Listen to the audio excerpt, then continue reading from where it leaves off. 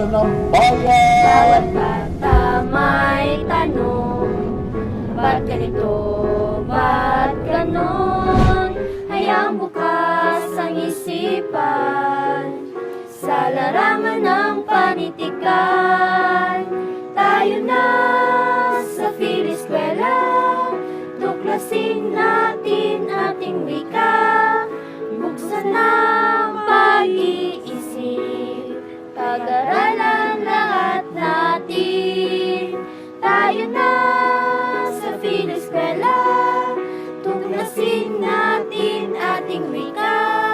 Kinabukasan ng ating bayan, siguradong makakamtan.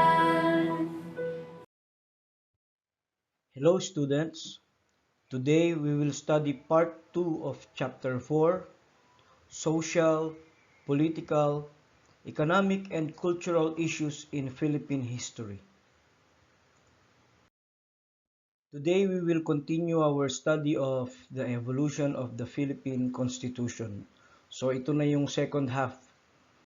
At sa presentation natin ngayon, ang pag-aaralan natin is the 1973 Constitutional Authoritarianism, the 1987 Constitution after martial law, and then yung mga attempts to amend or change the 1987 Constitution.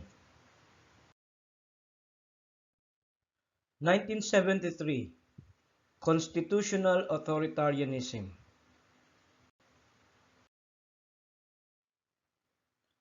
In 1965, Ferdinand E. Marcos was elected president, and in 1967, Philippine Congress passed a resolution calling for a constitutional convention to change the 1935 Constitution. So, the late President Ferdinand Marcos, nagkaroon siya ng tinatawag nating Constitutional Convention or yung CONCON, para mabago o para palitan na yung matatawag nating naluluma na 1935 Constitution na siguro sa tingin ng ating nasirang presidente na si President Marcos, kailangan ng baguhin ito, palitan ito kasi yun nga naluluma na nga dahil nasa at that time kailangan na nila ng makabagong saligang batas para sa makabagong panahon. Marcos won the re-election in 1969 in a bid boosted by campaign overspending and use of government funds. Elections of the delegates to the Constitutional Convention were held on November 20, 1970, and the convention began formally on June 1, 1971, with former President Carlos P. Garcia being elected as convention president.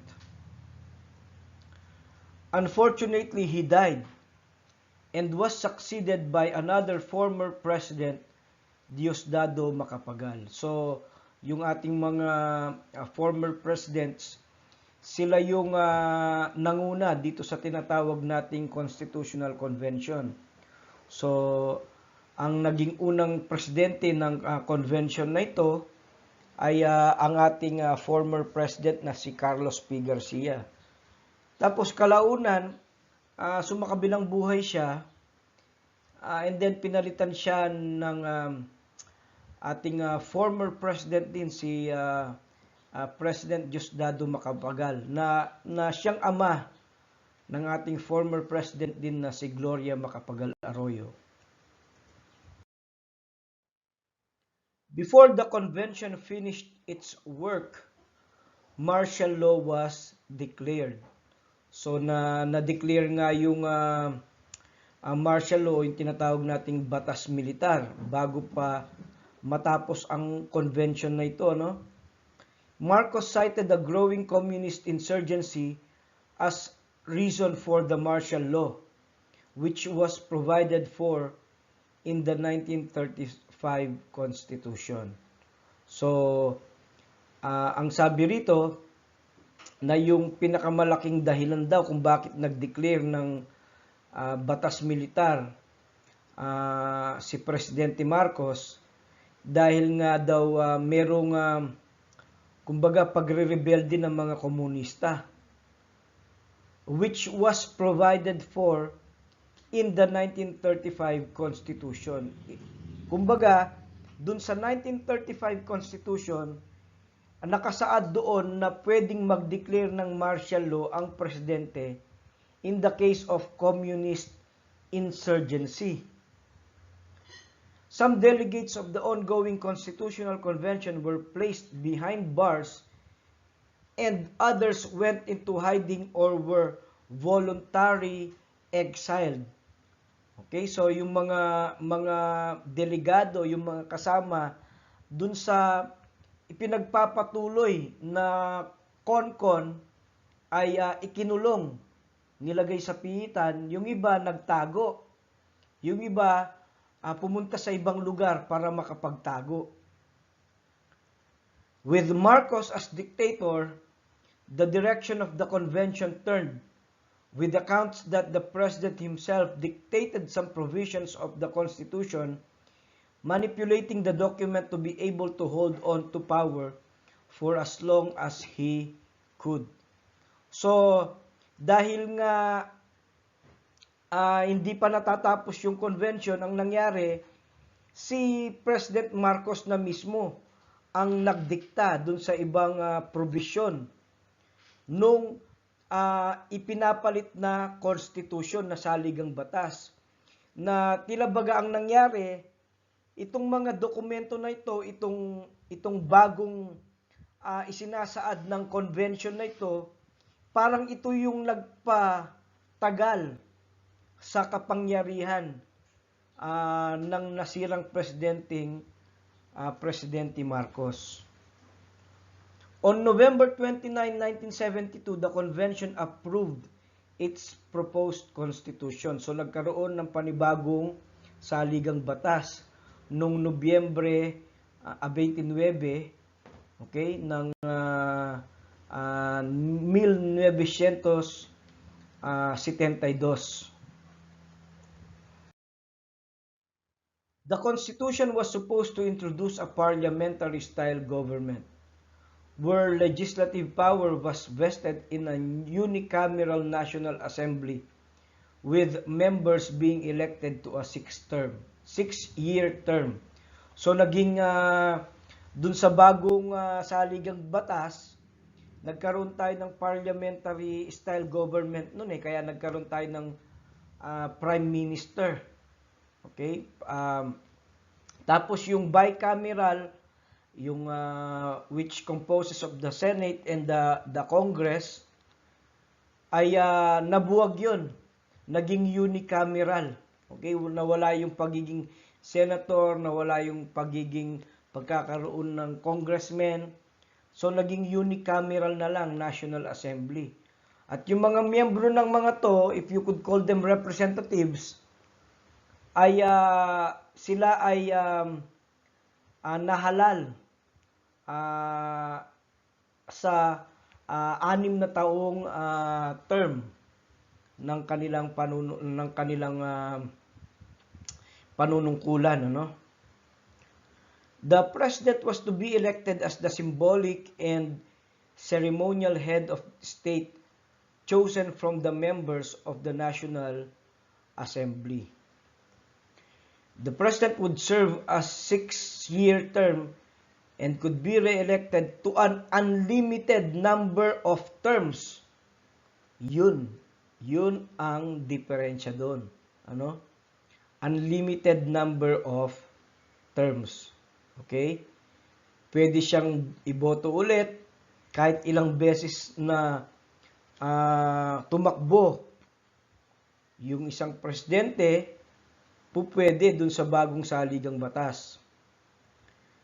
Executive power was relegated to the Prime Minister, who was also the head of government and Commander-in-Chief of the Armed Forces, who was also to be elected from the National Assembly. So dun sa mga National Assembly na yon, okay, ay i-delegate doon kung sino yung magiging Prime Minister. As far as I remember, si Prime Minister Virata nung panahon ni Marcos, ang siyang Prime Minister natin noon. At mabigat yung kanyang trabaho kasi siya rin yung pinuno ng gobyerno, siya rin yung Commander-in-Chief ng hukbong sandataan ng Pilipinas, So mataas din yung kanyang katungkulan. President Marcos issued Presidential Decree number 73 setting the date of the plebiscite to ratify or reject the proposed constitution on November 30, 1973. Okay, so nagkaroon daw ng Presidential Decree number 73. Dito pag-uusapan kung tatanggapin ba o itutuloy yung pinopropose na bagong saligang batas. This plebiscite was postponed later on since Marcos feared that the public might vote to reject the Constitution. So ipinagpaliban muna ito dahil nga ikinatatakot daw ni Marcos na baka hindi ito tanggapin. Yung bagong Constitution hindi tanggapin ng mga tao. Instead of a plebiscite, citizen assemblies were held from January 10 to 15, 1973, where the citizens coming together and voting by hand decided on whether to ratify the Constitution, suspend the convening of the Interim National Assembly, continue martial law, or place a moratorium on elections for a period of at least several years. Mag-post muna tayo, medyo marami yung information na sinasabi dito. So, instead of magkaroon ng plebiscite, okay, nagkaroon daw ng tinatawag na citizen assemblies, pagpupulong ng mga mamamayan. Okay? From January 10 hanggang January 15 ng 1973. Na kung saan itong mga mamamayan, okay? Mga botante, okay? Boboto sila either kung itutuloy ba yung bagong constitution, bagong saligang batas, o sususpendihin muna yung pagkakaroon ng bagong National Assembly, o itutuloy yung martial law, o magkakaroon ng moratorium on elections for a period of at least several years. Okay, magkakaroon daw ng mga tinatawag na pagpupulong dun sa pagboboto on elections, okay? Kasi ang daming nangyayari dito. Pwedeng humaba yung tenure ng presidente. So kung hindi rin mapag-usapang mabuti yung magiging bagong saligang batas, siyempre magiging problema din yun. Ito ring National Assembly na to, siyempre pagka ito ay nabuo, pwedeng yung mga National Assembly na ito pwedeng sasang-ayon sa presidente. Okay? Pwedeng kaalyado sila ng presidente. So maraming nangyayari dito, kailangan pag-usapan ito. Nagkaroon ng citizen assemblies imbis na plebiscite. The president on January 17, 1973 issued a proclamation announcing that the proposed constitution had been ratified by an overwhelming vote of the members of the highly irregular citizen assemblies. So, in-announce ng presidente na ito daw bagong saligang batas ay ni-ratify na, ipinasa na by an overwhelming vote, okay? Ng mga miyembro daw uh, citizen assemblies na ito.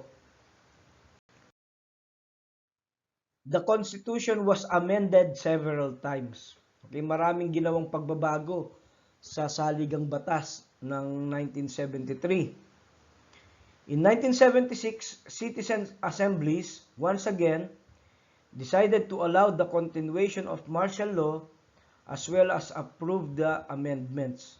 So 1976, itong mga pagpupulong, mga assemblies ng mga mamamayan, ito kasing citizen assemblies na ito, kung meron tayong National Assembly ng mga senator, ng mga kongresista, itong mga mamamayan to, mga representative ng iba't ibang sektor, marahil ng iba't ibang mamamayan.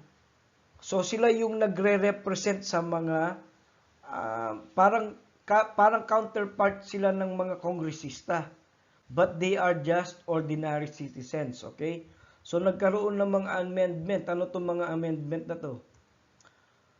Okay, an interim batasang pambansa to substitute for the interim National Assembly. The President to also become the Prime Minister and continue to exercise legislative powers until martial law was lifted and authorized the President to legislate on his own on an emergency basis. So, bubuwagin, papalitan yung itinalagang National Assembly, ang ilalagay, tinatawag na batasang pambansa. Tapos yung presidente, siya rin yung magiging prime minister. At magkakaroon siya ng kapangyarihan na gumawa rin ng batas hanggang ang batas militar ay ma-lift o alisin at bigyan ng karapatan, bigyan ng kapangyarihan ang presidente na gumawa ng kanyang batas, gumawa ng batas on an emergency basis. Emergency basis. An overwhelming majority would ratify further amendments succeedingly. Okay? In 1980, the retirement age of members of the judiciary was extended to 70 years. So hanggang 70 years old, pwede silang magtrabaho, yung miyembro ng judiciary. Okay, whether in the lower courts or in the Supreme Court, okay, hanggang 70. In 1981, the parliamentary system was formally modified to a French-style semi-presidential system where executive power was restored to the president, who was once again to be directly elected. An executive committee was to be created, composed of the Prime Minister and 14 others that served as the President's cabinet, and some electoral reforms were instituted. So, noong 1981 naman, okay,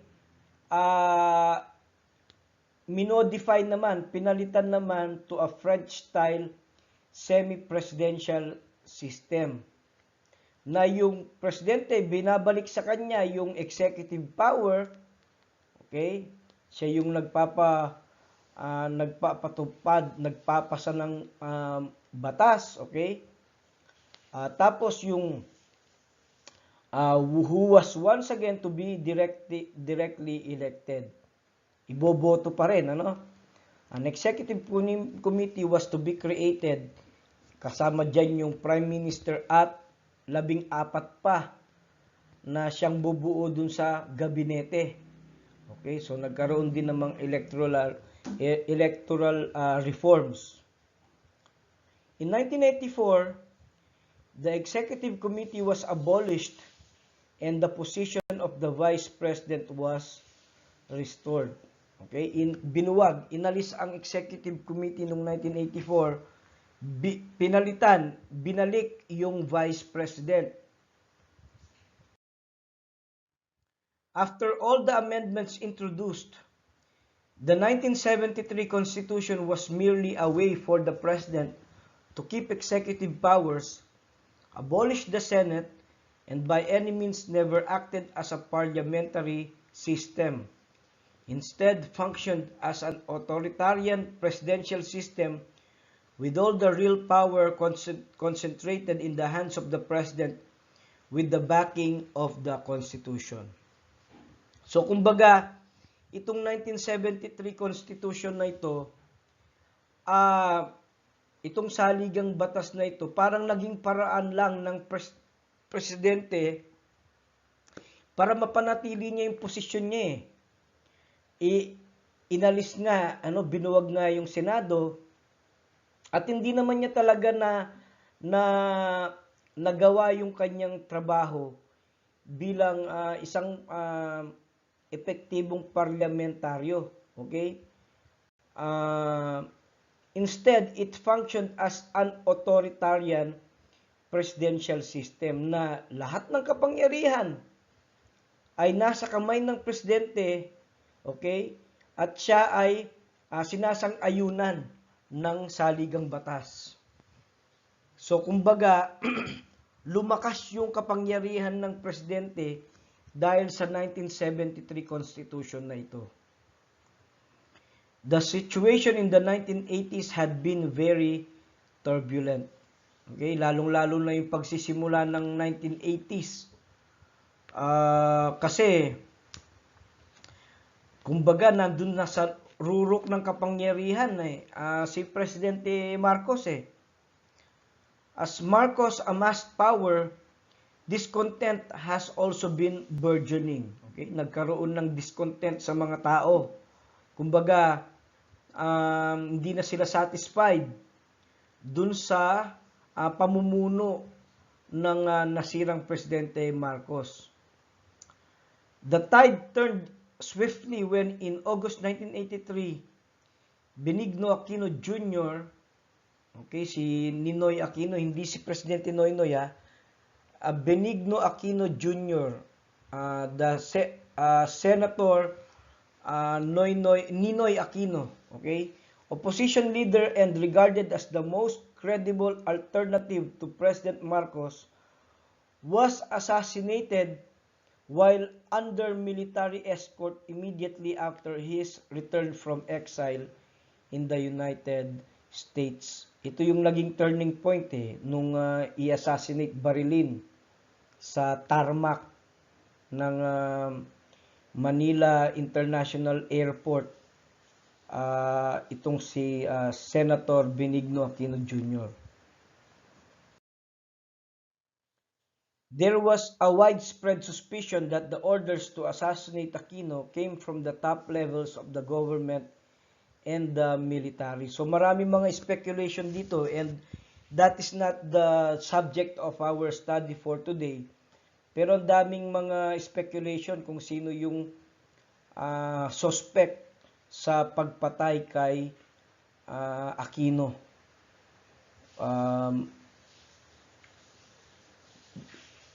Maaari daw isa sa mga top levels ng gobyerno at ng militar. Kasi can you imagine, ini-escort na nga siya ng mga military Tapos nakuha pa siyang ma-assassinate, Ang daming question doon. This event caused the coming together of the non-violent opposition against the Marcos authoritarian regime. Okay? Nagkaroon kasi ng spark ito sa mga tao. So, nagkaroon ng opposition. But it is a non-violent one. Okay? Non-violent opposition. Marcos was then forced to hold the snap elections a year early, and said elections were marred by widespread fraud. Okay? Talagang That was the infamous election. Okay? Snap election, ibig sabihin, ang dami daw mga nababalitang pandaraya dun sa halalan na yon, dun sa election na yon. Of course, I myself, medyo bata pa ako noon, nung panahon na yon. So, I'm not in the position to declare anything. Pero sabi nila, nabahiran daw ng maraming pandaraya yung election na yun. Marcos declared himself winner despite international condemnation and nationwide protests. Okay, tinalagan niya yung kanyang sarili na panalo, itong si Presidente Marcos, bagaman ang daming mga protesta. Okay? A small group of military rebels attempted to stage a coup but failed. However, this triggered what came to be known as the EDSA People Power Revolution of 1986, as people from all walks of life spilled into the streets. Okay? Yung makasaysayang EDSA People Power Revolution. Diba? Meron ngang nabuong kanta dyan eh. Yung di na ako papayag. Diba? Na maulit muli. Diba? Makasaysayan itong EDSA People Power Revolution na to. Ito yung tinatawag nating EDSA 1. Kasi meron ng EDSA 2, meron ng EDSA 3 ngayon. Ito yung EDSA 1.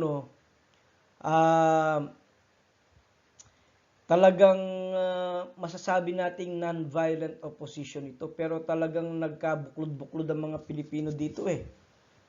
Para lang mabuwag yung diktatorya. Under pressure from the United States of America, who used to support Marcos and his martial law, the Marcos family fled into exile. Okay, pumunta sila sa Hawaii. Lumipad sila patungo sa Hawaii to be into exile. Okay? His opponent in the snap elections, Benigno Aquino Jr.'s widow, Corazon Aquino, was installed as president on February 25, 1986. Our first woman president, Corazon Aquino. Okay? 1987 Constitution after martial law.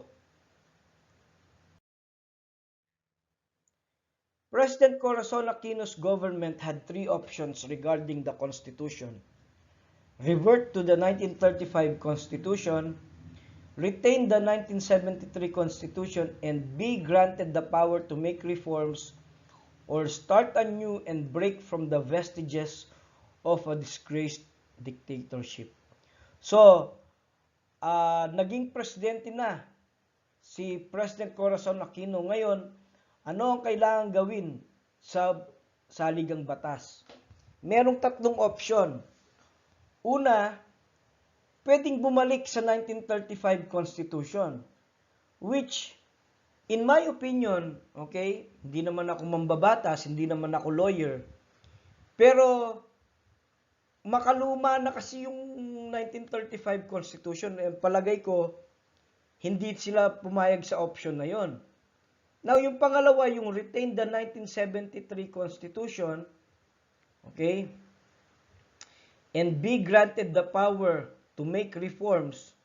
So, i-adapt yung 1973 Constitution na siyang binuo, okay, na nilikha marahil ng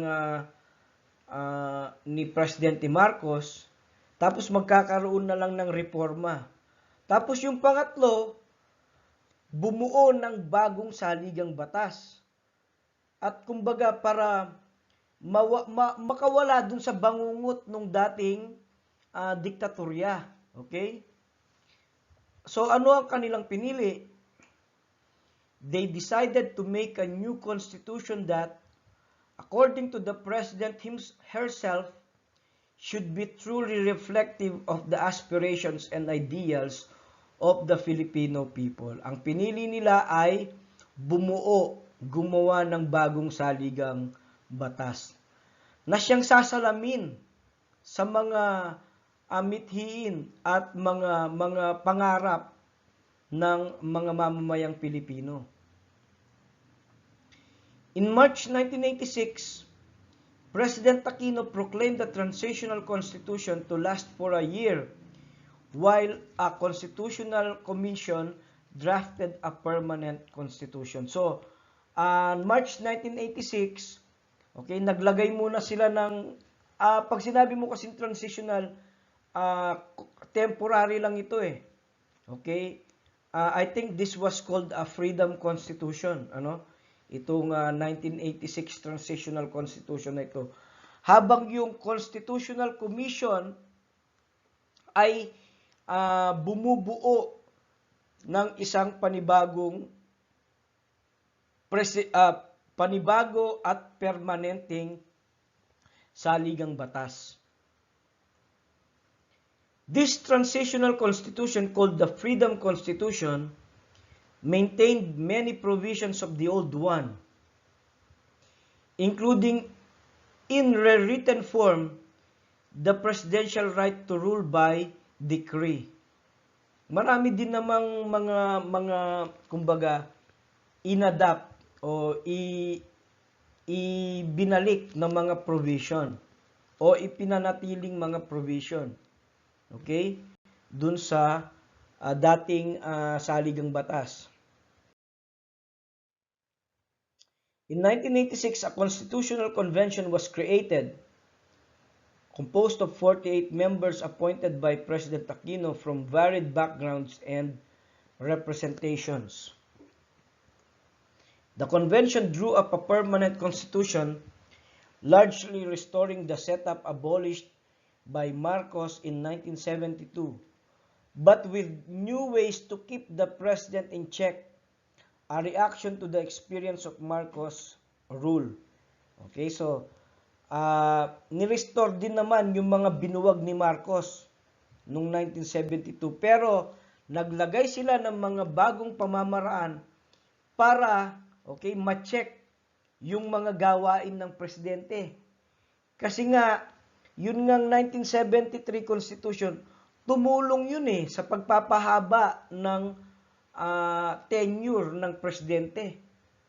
Pero dito sa bagong saligang batas,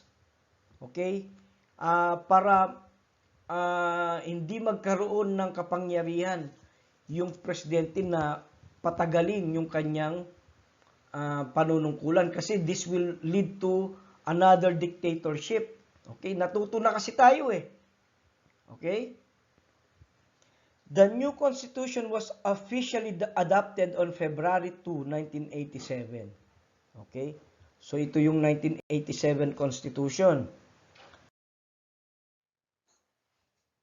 The Constitution begins with a preamble and 18 self-contained articles.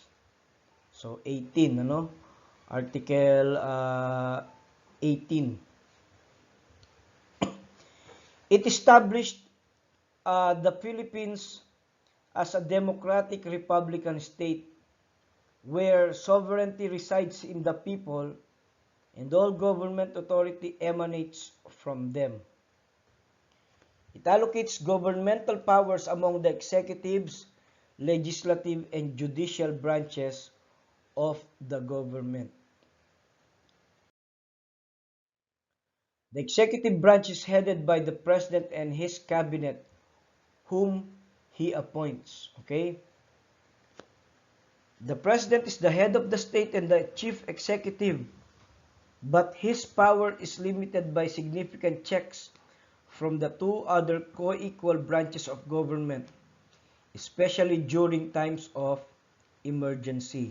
So yung executive, judicial, at saka legislative, they are now co-equal branches of government. Walang mas mataas. Hindi mas mataas ang ang presidente, okay, sa Supreme Court, hindi pwedeng mas mataas siya sa tinatawag nating House of Congress. Okay, the lower house and the upper house. Pare-pareha sila. They are co-equal. At yung presidente, meron din siyang significant checks from the two other co-equal branches of government. Maaari din siyang i-check sa mga ginagawa niya. Okay? So, practically, nabubuwag dito yung tinatawag nating dictatorship. This is put in place to safeguard the country from the experience of martial law, despotism during the presidency of Marcos. Okay? Lalo lang itong declaration of martial law. Makikita rin natin maya-maya kung paano yung mga amendments na ginawa dito. In cases of national emergency, okay, ito makakapag-declare pa rin ng martial law, kagaya ng nangyari sa ating presidente, kay President Duterte. Okay? Kasi in reality, hindi naman laging masama ang martial law eh. Okay? If it is needed, if it deems needed to be declared by the president, okay? Kailangan ding i-declare ito, but no longer than a period of 60 days. So, hindi na siya pwedeng tumagal pa ng 60 days. Okay? Congress, through a majority of vote, can revoke this decision. Pwede nilang buwagin itong decision na to. Pwede rin nilang i-extend. Okay? Even more than 60 days, pwede. For a period that they determine. Ganyan na ngayon ang kapangyarihan ng Congress. Okay? The Supreme Court may also review the declaration of martial law and decide if there were sufficient justifying facts for the act. Meron din ganitong kapangyarihan ngayon ang Korte Suprema na pwede na lang i-check kung tama ba yung pagkaka-declare. Okay? Ano ba yung mga dahilan? Tama ba yung mga dahilan? So, meron ng checks and balance ngayon, The President and the Vice President are elected at large by a direct vote serving a single 6-year term. Okay? So, applicable na ngayon yan eh. Pero ang alam ko, meron ng re-election. Okay? The legislative power resides in a Congress divided into two houses. So, yung Senado at yung Kongreso, the Senate and the House of Representatives. The 24 senators are elected at large by popular vote. Ibig sabihin ng popular vote, ihahalal sila ng mga tao and can serve no more than 2 consecutive 6-year terms. Pwede silang maupo sa posisyon ng 2 termino. Okay, 2 consecutive 6-year terms. So, 12 years. Halimbawa, ma-elect sila ngayon. After 6 years, ma-re-elect sila. Okay? Another 6 years. So, a total of 12 years. The House is composed of district representatives representing a particular geographic area. And makes up around 80% of the total number of representatives. Now, ano yung 20%, the other 20%?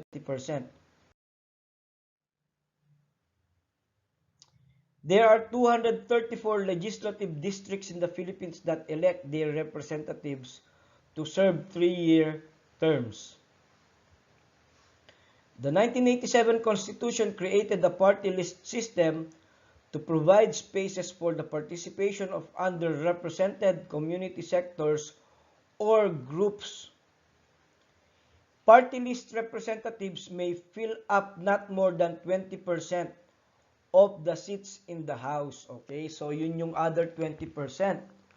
Okay? Kumbaga, demographic naman to in nature. Kanina, geographic yung 80%, but this time, yung 20% demographic. Ibig sabihin, meron silang nire-represent na mga sektor ng mga tao. Okay? Mga teacher, sabihin na natin mga minorities. Okay? Yan yung nire-represent ng mga party list na ito. Aside from the exclusive power of legislation, Congress may also declare war through a two-thirds vote, both upper and lower houses. The power of legislation, however, is also subject to an executive check, as the President retains the power to veto or stop a bill from becoming a law. Ito yung tinatawag na vetoing, yung veto, na pagka merong ipinasang batas ang Kongreso o yung tinatawag nating Senado, pwede itong i-stop ng presidente para hindi siya tuluyang maging batas. Okay? Ito yung tinatawag the power to veto. Okay? Meron din the other way around. Kung merong pinapasang batas, ang presidente, pwede rin itong i-veto ng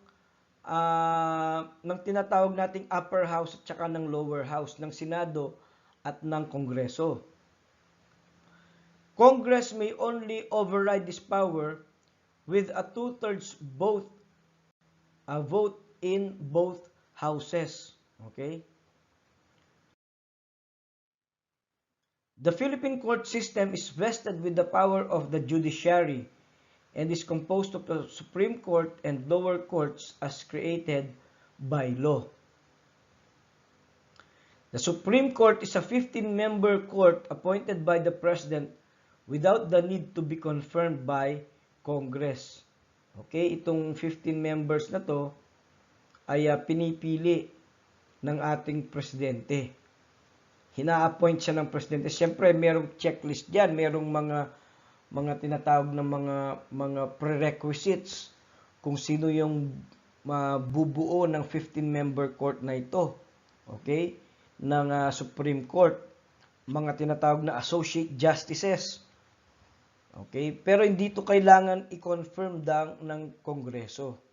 So, nasa presidente yun.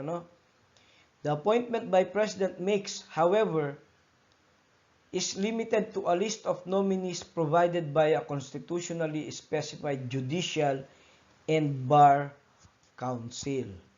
Okay, so itong listahan na ito na ayon naman dun sa constitutionally specified judicial and bar council. Yung mga nominees nila, yun yung ina-appoint ng presidente, hindi yung kung sino lang yung gusto niya.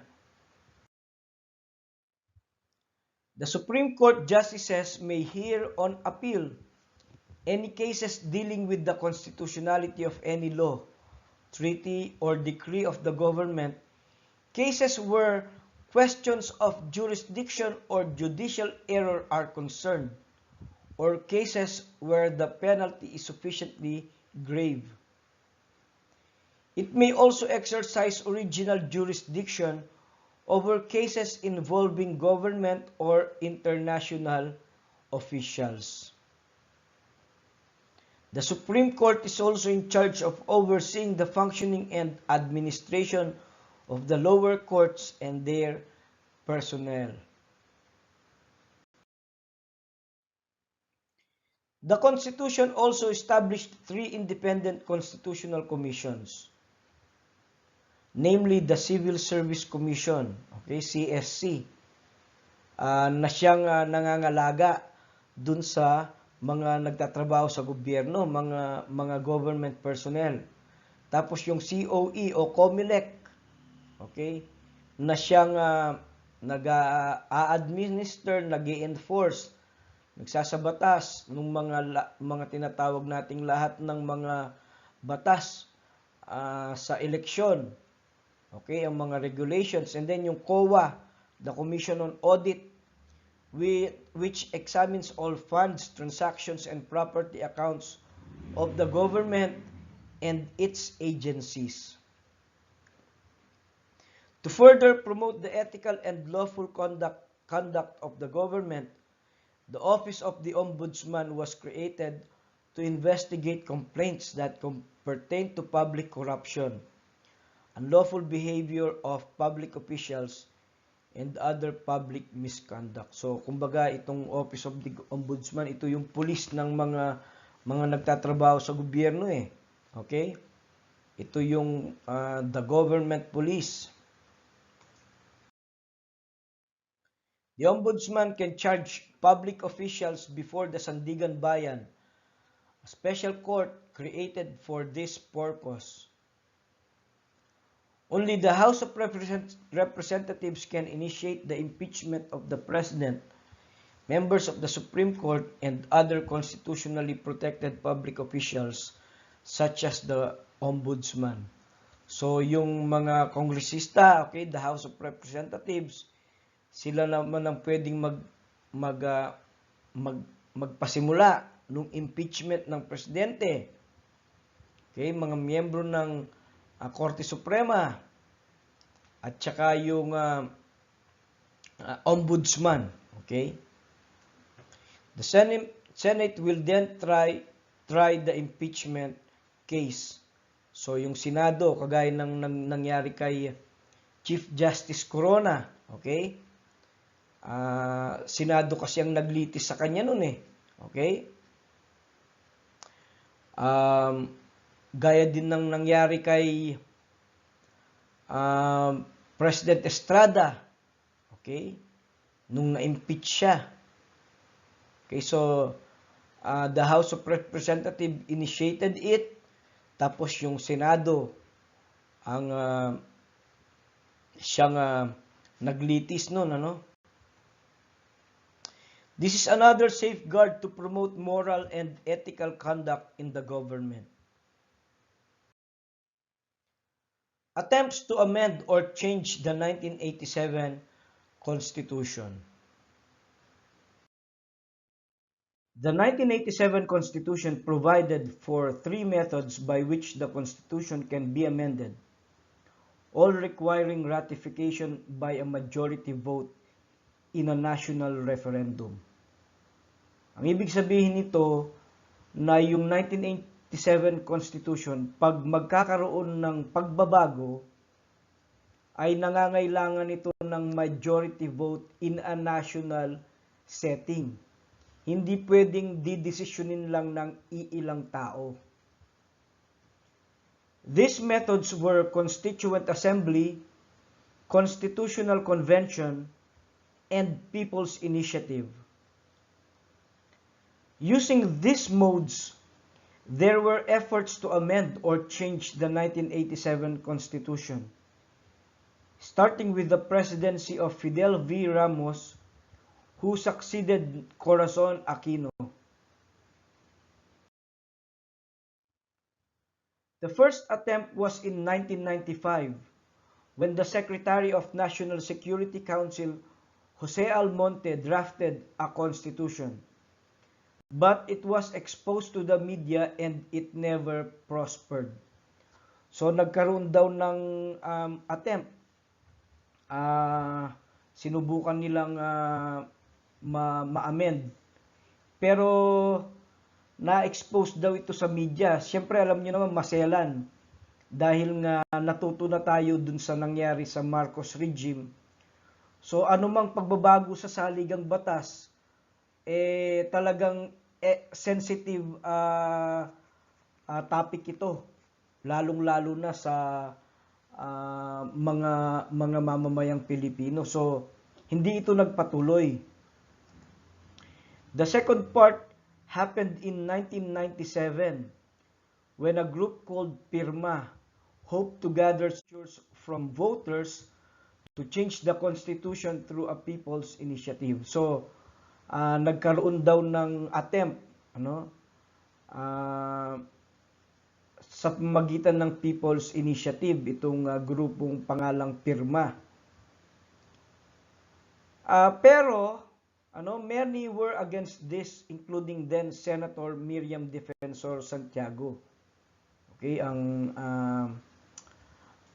nasirang senador natin, napakatalinong tao, she was a presidential candidate before, kumbaga ito yung opinion ko lang to,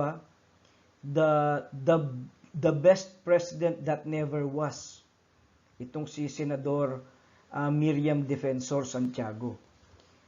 He brought the issue to court and won. Nanalo siya, hindi siya sumasang-ayon dun sa tinatawag nating People's Initiative. With the Supreme Court judging that a People's Initiative cannot push through without an enabling law. Okay, dapat merong batas na umuugnay o kaya tumataguyod dun sa tinatawag nating People's Initiative. Pero wala The succeeding president, Joseph Ejercito Estrada, formed a study commission to investigate the issues surrounding charter change, focusing on the economic and judiciary provisions of the Constitution. Ito naman, charter change naman. This effort was also blocked by different entities. Hindi ito nagpatuloy. After President Estrada was replaced by another people power and succeeded by his Vice President Gloria Macapagal Arroyo, then House Speaker Jose de Venecia endorsed constitutional change through a constituent assembly, which entails a two-thirds vote of the House to propose amendments or revision to the Constitution. Nagkaroon ito ng pag-uusap, pero hindi rin ito nagpatuloy. Itong CONAS, Constituent Assembly, nung panahon ni President Gloria Macapagal Arroyo.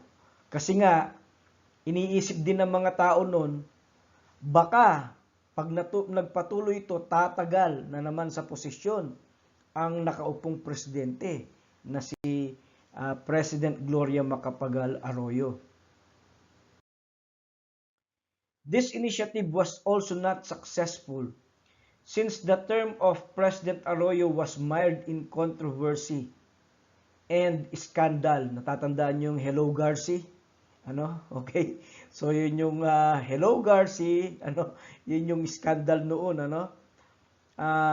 including the possibility of Arroyo extending her term as president, which the Constitution does not allow. Yun lang kinatatakot kasi ng mga mamamayang Pilipino kumbaga na-trauma tayo mula ng baguhin yung saligang batas nung panahon ni Ferdinand Marcos. So, tuwing magkakaroon ng pagbabago, amendment, o reform sa Constitution, lagi itong question mark. Kasi nga, nandoon yung possibility talaga na i-extend yung tenure ng nakaupong presidente.